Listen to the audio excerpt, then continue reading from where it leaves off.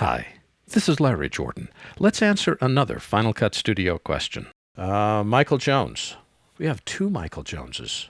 Well, Michael Jones number 1 writes, I've been using Final Cut 5.1.4, the academic version, since 2007.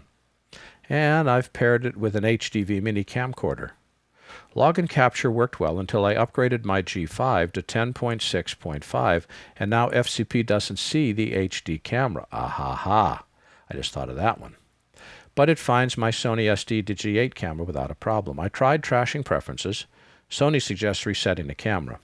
Here's the problem. There's two things. First, trashing preferences is always a good thing. And there's a great article on my website called Troubleshooting Your Final Cut Pro System. And we'll send you the link to that.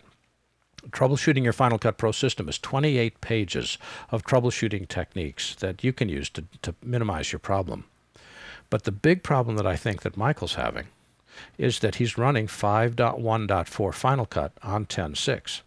Final Cut 5 was designed for 10.3, works okay on 10.4.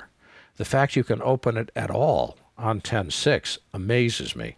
It's not certified by Apple to work. Only Final Cut 6 and 7 are Apple certified for 10.6.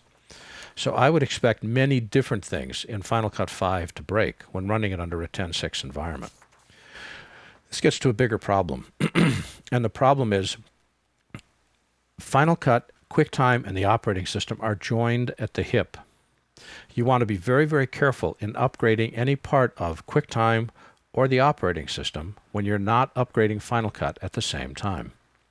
If you think about what QuickTime is designed for, QuickTime runs iPhones and iPads and iPods and iMovie and iTunes and all kinds of iMacs, as well as Final Cut Studio. And QuickTime gets updated much more quickly than Final Cut Studio because it's the core foundation of how every Macintosh device plays media. But Final Cut only gets upgraded about once every year or so. It can't always keep up with the latest upgrades in QuickTime, nor should it.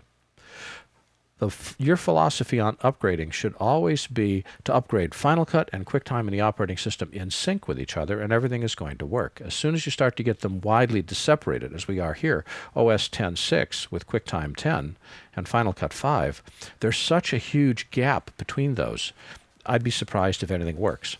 Another interesting place to look is Apple's website. You want to confirm that that version of Final Cut supports that camera.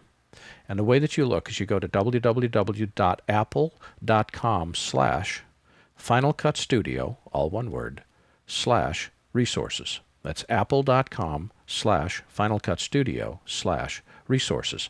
And on the top right-hand corner is a pop-up menu where you're able to dial in your version of Final Cut, the manufacturer's camera, and you can find out whether that camera or deck or piece of equipment is supported.